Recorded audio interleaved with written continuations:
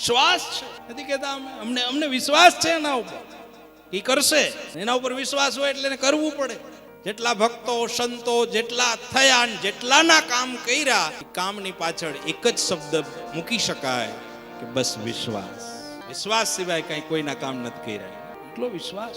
વિશ્વાસ વિશ્વંભરનો. ના ભીમાં શ્વાસ હાલે છે એ કોનો હાલે? વિશ્વંભરનો. કોણ લે છે અંદર? અંદર શ્વાસ કોણ લે છે?